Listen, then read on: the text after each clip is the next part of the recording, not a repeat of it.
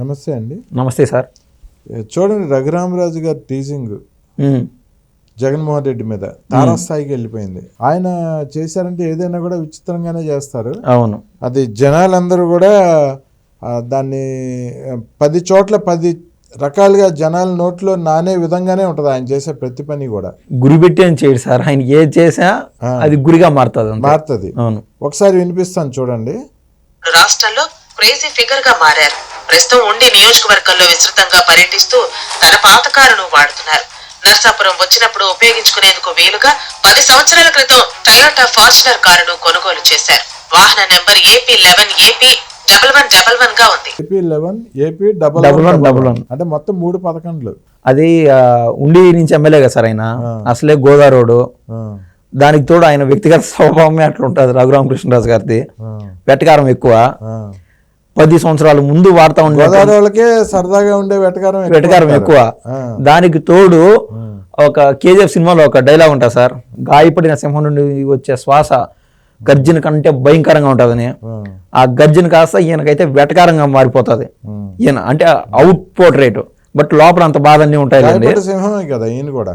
అవును, ఒక్కసారి ఇది ఆలోచన చేస్తా ఉంటే పవన్ కళ్యాణ్ గారు ఒక మీడియా పరంగా ఒక మాట చెప్పారు సార్, అది కూడా గుర్తొస్తుంది. బయటకి ఒక కళాకారుడు కానీ ఎవరైనా సరే బయటికి ఎక్కువ నవ్వుతానో ఎక్కువ నవ్వుపిస్తున్నాడంటే వాడు మనసులో ఎనలేని బాధలు అన్నీ చూసి వచ్చినోడే ఉంటాడు. సామాన్యులకి అంత హాస్యం పండించేదానికి అంత సీన్ ఉండదు అని క్లియర్గా రఘురామరాజు గారు దానికి ఆప్ట్ అవుతారు సార్ క్లియర్గా. మనం ఇప్పుడు చూస్తే సార్ AP11 ఆయన గర్వంగా చెప్తున్నాడు ఎవరైనా అడిగితే, గోదావరి రోడ్డు కదా వెటకారంగా, గతంలో నేను పనిచేసిన పార్టీని మర్చిపోలేకున్నాను, అది వాళ్ళ 11 సీట్లు వచ్చింది, అందుకు AP11 ఉంది. మళ్ళీ AP41 మరి 41 ఏందయ్యా అంటే అసెంబ్లీలో వచ్చిన సంఖ్య 11, పార్లమెంట్లో వచ్చిన సంఖ్య 41 అంటే 4 సీట్లు. ఆ ప్రేమను ఈ పరంగా చాటుకున్నాడు ఆయన. జగన్మోహన్ రెడ్డి గారి దృష్టిలో కూడా పడి ఉన్నాడు, ఇది ఇంత ప్రేమ ఉన్నదే మా వాళ్ళకి ఎవరికి లేదే ఇంత ప్రేమ అని. అదేవిధంగా సార్ మనం చూస్తే విచిత్రంగా అన్ని ఏదో అసెంబ్లీలో కూర్చొని బాబు గారిని సంఖ్య తక్కువ వచ్చింది నా వాళ్ళ, అప్పుడు 23 సీట్లు వచ్చాయని. మా 151 మంది ఎమ్మెల్యేలో రౌడీ మాదిరి మాట్లాడుతున్నాడు సార్ ఒక సింహవాలో ఉన్న ఆ టైంలో. మీ 23 మంది పైన పడితే ఏమవుతుంది అని చెప్పి ఆ మాదిరి దౌర్జన్యానికి పాల్పడుతూ ఉన్నారు ఆ కాలంలో. అయితే అప్పుడు ఏదేందో ఒక మార్కునే సార్, దేవుడు రాసిన స్క్రిప్ట్ అని. కేసీఆర్ కూడా అట్లే అనేవాడు, రిటర్న్ గిఫ్ట్ ఇస్తాను అని. ఒక్కసారి ఆ మాదిర డల్గా ఉంటే మనిషి ఇటువంటి అరాజకవాదులు హింసావాదులు ఎక్కువైపోతారు, ఆ విధంగా టీస్ చేసేవాళ్ళు. అందుకు ఆ దేవుడు రాసిన స్క్రిప్ట్ లో భాగంగానే 11 రెడ్డి నామ సంవత్సరం అయిపోయింది సార్ ఇది. 11 రెడ్డి నామ. అవునవును, ఎలాగా నిన్న డేట్ లో ఒకసారి క్లియర్ గా చూడండి. 01 1వ తారీఖు 01 1వ నెల సంవత్సరం 2025. 2025లో 1 2 2 4 అయింది, 5 అయితే 9 1 సార్ 1వ నెల 1వ సంవత్సరం 1వ నెల 1వ తారీఖు మొత్తం కలిపితే 11. ఇది ఏ రేంజ్కి పోతుందంటే దేవుడు రాసిన స్క్రిప్టే కదా సార్ మనకు క్లియర్గా కనిపిస్తుంది. అవన్నీ నక్షత్రాలన్నీ పగబట్టినట్టు గ్రహాలన్నీ ఈ విధంగా 11 రెడ్డి నామ సంవత్సరం. జగన్ రెడ్డి కాదు 11 రెడ్డి. ఇన్ని రోజులు సోషల్ మీడియాలో ఏమన్నా చూస్తా ఉంటే 11 రెడ్డి అంటే ఏదో అనుకున్నా, క్లియర్ గా కాలం కూడా అదే విధంగా సూచిస్తుందని అర్థమవుతుంది మనం చూస్తే. ఇప్పుడు సజ్జల రామకృష్ణారెడ్డి గారు ఫారెస్ట్ ల్యాండ్ ని ఆక్రమించి బ్రహ్మాండమైన విల్లా కట్టుకున్నారని, లగ్జరీస్ విల్లా. అంటే కోట్లు ఖరీదు చేశారు, దాదాపు 18 కోట్లు పెట్టి ఆయన విల్లా కట్టుకున్నారు. అంటే ఇప్పుడు జగన్మోహన్ రెడ్డి గారేమో రిషికొండ మీద 6 కోట్లు పెట్టి పెద్ద ప్యాలెస్ కట్టుకున్నారు. ఈయన 18 కోట్లు పెట్టి విల్లా కట్టుకున్నారంటే, అది కూడా ఫారెస్ట్ ల్యాండ్స్ లో. ఆయన ఏంటంటే అసలు అప్రూవల్స్ ఎలాగిచ్చారు వాళ్ళకి, వాళ్ళు అంత డబ్బు ఎక్కడిది? సజ్జల రామకృష్ణారెడ్డి కూడా ఒకప్పుడు ఈనాడులో సాక్షిలో జీతగాడు కదా సార్, ఈనాడు నుంచి వచ్చారులే వాళ్ళందరూ. సాక్షిలో జీతగాడు ఆయన. అటువంటి జీతగాడిని లక్షల రూపాయలు తగిలేసి ప్రధాన సలహాదారుడిగా చేసినాడు ఈ జగన్మోహన్ రెడ్డి. అది ఏమి న్యాయమో, ఏమి విలువలు విశ్వసనీయత అంటా ఉంటాడు. కానీ ఈయన ప్రజలతో మాట్లాడాలంటే ఈ డమ్మీ ఆర్టిస్టే మాట్లాడాలి బయటికి. ఈయన కోటరీ కూడా అసలు జగన్మోహన్ రెడ్డి నియమించుకునే కోటరీ కాదు, సజ్జల రామకృష్ణారెడ్డి కీలకంగా ఉండి ఈయన విజయసాయి రెడ్డి కావచ్చు, ఇదొక్కటి సార్ చంద్రగిరి నియోజకవర్గం చెవిరెడ్డి భాస్కర్ రెడ్డి కావచ్చు, ధనంజయ రెడ్డి కావచ్చు, ఈ కోటరీ వీళ్ళే ముసుగు జగన్మోహన్ రెడ్డికి. ప్రజలతో టచ్చే ఉండదు. వీళ్ళు మళ్ళీ పేదవాళ్ళని చెమట దుడిచేదానికి ఇప్పుడు ఏదో వస్తున్నాడు అంటారు మళ్ళీ జగన్మోహన్ రెడ్డి పండగ తర్వాత.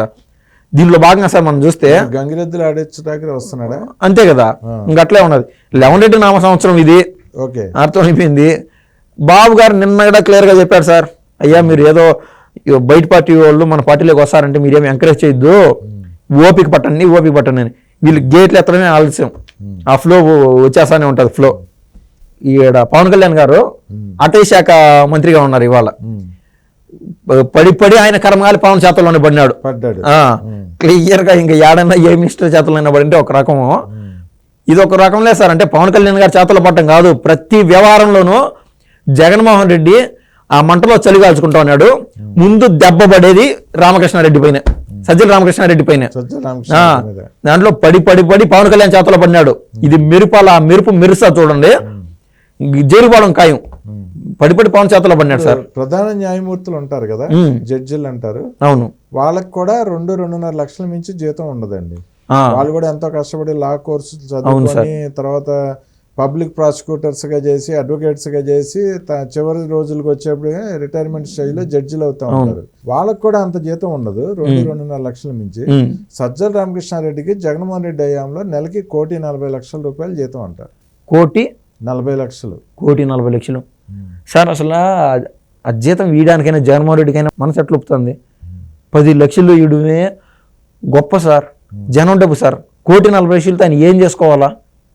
ఏంది సార్ ఇది? అసలు ఆయనకి ఏముంది, ఏం అర్హత ఉందని చెప్పి అంత డబ్బు? భారత సైనికుడికి కూడా 1,00,000 రూపాయలు జీతం రావట్లేదు సార్. సర్వీస్ చూసి నాకు కొంతమంది కాంటాక్ట్స్ ఉన్నాయి సార్. సర్వీస్ చూసి 35,000, 38,000, 60,000 లేకపోతే నా భార్య బిడ్డలకి నేను డబ్బులు పంపించుకోగలుగుతున్నాను, అప్పటికి తృప్తి పడతాడు అతను. ఒక మిలిటరీలో పనిచేసేవాళ్ళు భార్య బిడ్డల మొహం చూసేదిలా ఈ అన్నో పని చేసుకుంటా ఇట్లాంటి వాళ్ళకి ఏసీ రూమ్ లో ఉండి ప్రజల్ని అంత హింసించే వాళ్ళకి 1,40,00,000 ఏంది సార్ డబ్బులు? ఎందుకు సార్ ఇట్లా వాళ్ళని? ఇది రాజకీయం నువ్వో నేను మాట్లాడేది కదా సార్, నాకు నిజంగా చికా కోసం సార్. 1,40,00,000 ఏంది సార్ అసలు? ఎందుకు ఇవ్వాలా? నేను ఎవరు కామెంట్ పెట్టి వాళ్ళు టీడీపీ వాళ్ళని కాదు, సహజంగా ఒక వైసీపీ వాళ్ళని అడుగుతున్నాను. 1,40,00,000 ఏంది సజ్జల రామకృష్ణారెడ్డికి? ఎంతమంది లేరు పేదవాళ్ళు? ఆ 1,40,00,000 సార్ 5 ఊర్లకి చిన్న చిన్న సీసీ రోడ్లు, ఇది గొప్ప స్థాయిలో. మొన్న పవన్ కళ్యాణ్ గారి దగ్గర డబ్బులుండి లేక కొత్తగా ఏర్పడిన రాష్ట్రానికి 4,500 కోట్లు పెట్టి రూపాయి పోగేసి ఒక్కొక్క ఊరికి 5 లక్షలు 7 లక్షలు పెట్టి కాంట్రాక్ట్ ఇచ్చి చిన్న చిన్న సీసీ రోడ్లు వేయించుకున్నారు. అదే డబ్బులు ఉంటే 10 లక్షలు పెట్టి దాంట్లోనే మినరల్ వాటర్ లేక ఏది చిలుము పట్టిన నీళ్లు తాగుతా అగసాట్లు పడుతున్నారు. ఈ 1,40,00,000 ఒక్కొక్క నెలకి 1,40,00,000 10 లక్షలు తీసుకోనిలే సజ్జల రామకృష్ణారెడ్డిని, 1,30,00,000 అనుకోండి సార్. ఒక్కొక్క ఊరికి 10 లక్షలు కన్నా మీరు కాటా ఇస్తే ఒక్కొక్క నెలకి 13 ఊర్లు అద్భుతంగా తయారైపోతాయి. ఏం ఆలోచన, ఏం ఆలకం జీవితంలో సార్. నేను అనుకున్నా బై జాక్పాట్ పులివెందులో గెలుస్తాడు అనుకోని, ఇంత పాపాలు చేసినోడికి అసలు పులివెందులలో తొక్కని కూడా సార్. పులివెందులలో ఎమ్మెల్యేగా గెలిపించకూడదు, అట్టర్ ఫ్లాప్ మెజార్టీతో, అట్టర్ ఫ్లాప్ ఆ రేంజ్ లో అసలు ఓట్ అనేది వేయకూడదు సార్. పాపం చేశాడు, ద్రోహం కాదు, పాపాలు చేశారు వీళ్ళు. 1,40,00,000 సార్ అసలు. మరి అది కూడా ఫారెస్ట్ ల్యాండ్ లో, అది కూడా ఇప్పుడు పవన్ కళ్యాణ్ గారి అధ్యయనంలో ఉన్న పడినాడు సార్. దయచేసి వేడుకుంటున్నా, నాలాంటి వాళ్ళు ఎవరో ఇంకొక 10 మందో ఎవరో మాలాంటి వాళ్ళ బాధలు పవన్ కళ్యాణ్ గారి చెవి వరకు వెళ్ళి ఈ సజ్జల రామకృష్ణారెడ్డి అని ముందు ఎత్తేయాలి సార్, ముందు బొక్కలో వేసేయాలా. ఓకే, అది సార్ నేను కోరుకునేది. ఓకే అండి, థ్యాంక్ యూ అండి, ధన్యవాదాలండి.